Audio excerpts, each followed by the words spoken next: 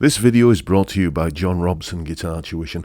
If you enjoy the content, please consider supporting the channel by enrolling on a course, purchasing some guitar lessons or a t-shirt, or simply making a donation. Hello chaps, welcome once again to John Robson Guitar Tuition. As always, I do hope you're well.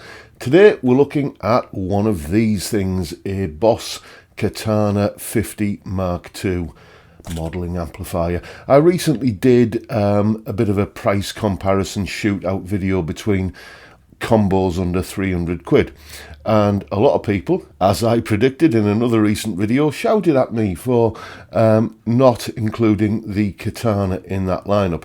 And the reason I didn't is because I knew I had this review coming very soon after that video, so I thought I'd kind of leave the Katana to its own video. So let me tell you what we're going to do in this video and what we're not going to do. Starting with that, we are not going to go through every feature and every possible permutation of wacky effects and amp models and everything, exploring every last little crevice and nook and cranny of what you can get out of this amplifier. There are plenty of videos on YouTube that do exactly that for this and pretty much every other amplifier that gets reviewed. Now, what we're going to do today is, rather than me sitting and essentially reading the manual out to you, is we're just going to look and see from a standing start for someone who hasn't read the manual. We're guitarists after all. How easy is it to get a workable sound out of this amplifier? Of course, we're going to look at some of the features, some of the useful things that the amp will do, but it's mainly focused on what kind of sounds does this amp produce. But let's begin with a basic overview and, you know, what features it's got in broad brushstrokes. Well, it's a 50 watt solid state amplifier, and it has 5 amp presets, 5 amp models, if you like. One isn't really a guitar amp or an electric guitar amp model. It's purely an acoustic setting, so you can plug an electroacoustic guitar into it and use it as an amplification system for that. Basically, you can turn it into an acoustic amp. But once we get into the electric guitar models, you have a clean setting, a crunch setting, a lead setting, and a brown setting. The 50 watt output of the amplifier is attenuatable, if that's a word. You can turn the power setting down. Basically, you can go from 50 watts down to 25 watts down to 0.5 watts. So you can turn it down to its lowest power setting, crank the volume up, and, you know, get that kind of cooking amp tone without having to rattle the window frames. You have 4 channels on this amplifier, basically 4 preset sounds that you can program in and call up with a foot switch. You get a USB output, so you can hook it up to your PC and record it and delve a little bit deeper into the tone editing with the bundled software. And you also get, of course, it's the Katana, you get a bunch of built-in effects. You get chorus, flange, phase, reverb, delay, and you know, overdrive built in one various form or another. And there are different kind of varieties of these effects that you can switch between and include in the settings that you program into the memory in the amp. So that's a basic overview of what's going on in terms of specifications.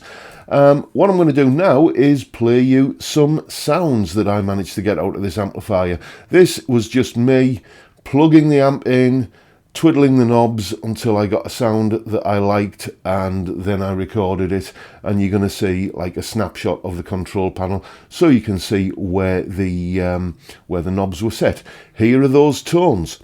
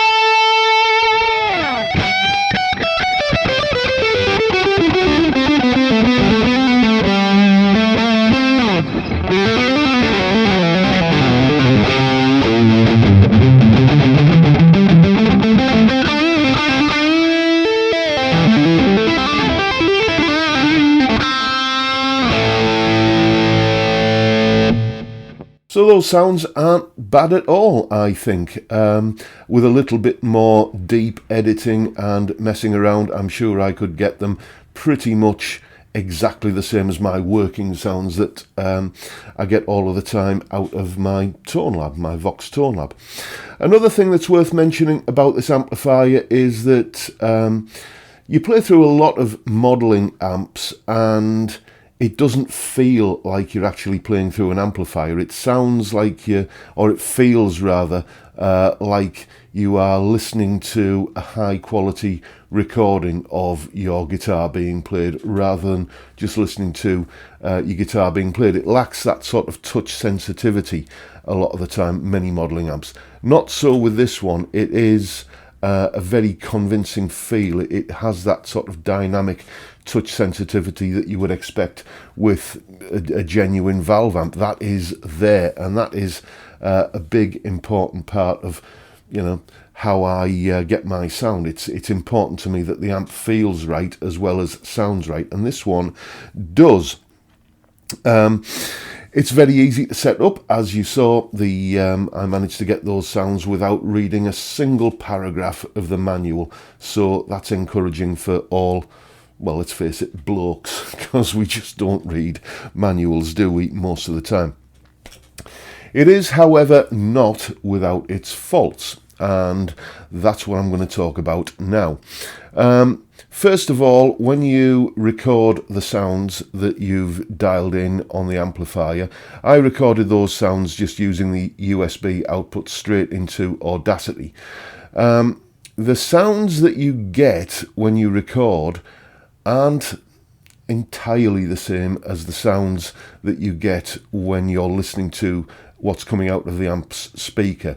There is a little bit of divergence. Usually the recorded sound has a bit more bottom end and a little bit more top end as well, so you have to compensate for that when you're recording. The other thing which is quite weird is obviously when the amplifier is connected up to the PC, it's acting as the sound card for the PC, and that's the same with my Tone Lab. Okay, but here's the difference. When you plug in and play and you've got this Marshall-esque or Fender-y or whatever guitar tone that you're recording, that's what you want. That's what you want your guitar to sound like. But then what's the next thing you want to do after you've recorded your guitar sound? You want to listen to it. You want to listen to how it's recorded. And then when you play the audio back using the Katana as your sound playback device, the thing that you've just recorded is then layered over again with all of those same amp models and delays and reverbs and stuff. With the Tone Lab, when I'm playing back audio through that, it's neutral. It doesn't add any coloration to the sound. It just acts like a sound card without colouring the tone at all. So basically, if you record a big fat dirty overdriven distorted sound on the Tone Lab and then play it back, the Tone Lab doesn't then add another big fat layered overdriven dirty sound on top of what you've recorded. The Katana does. I'm sure that if I get into a deep reading of the manual, that will be something I can find a way around, but just the fact that it defaults to that just seems kind of a bit weird. So those are the only two real flies in the ointment here. The Katana sounds great. It's easy to use. It's easily loud enough to gig with, and it's a ridiculously low price for what you're getting. I think a 4-channel amplifier that you can coax Marshall-esque or Fender-esque or whatever sounds out of that are very, very convincing. You've got all of the effects pedals that you're ever going to need pretty much built into the amplifier as well.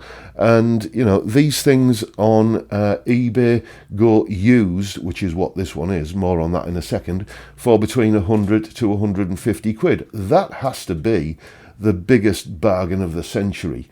It's a astounding what you get for your money with this amplifier and the quality of the tones. There's a reason basically why everybody raves about the Katana amp.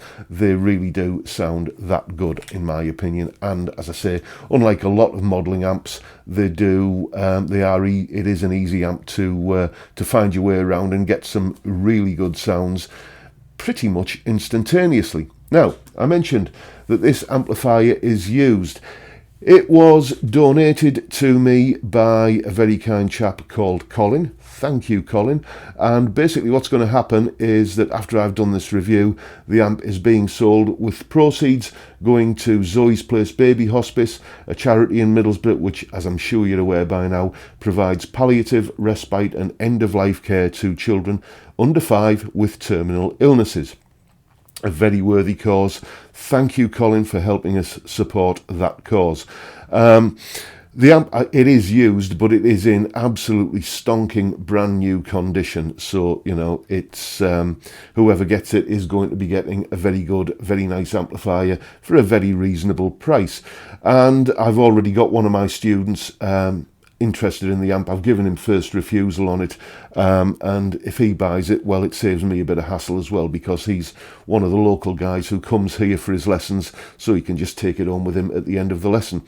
And that is pretty much it for today, folks. I hope you found this video useful and informative, and if you have, please hit the subscribe button and the notification bell, and why not give me a like while you're at it.